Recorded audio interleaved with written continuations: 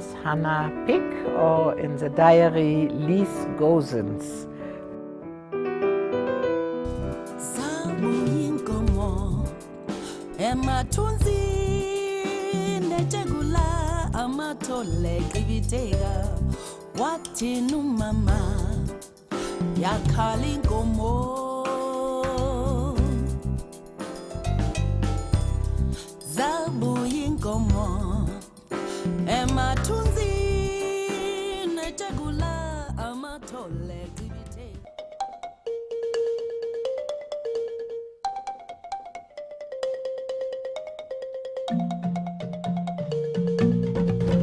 During apartheid,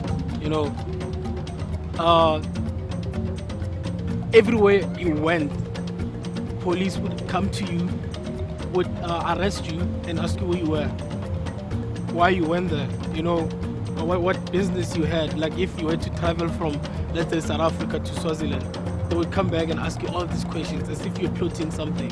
So black people just kind of like stayed within their own reach. They just never went anywhere. It became a culture, if you can say so. Yeah, it became a culture of not traveling, and we kind of like limit ourselves if you're not doing that.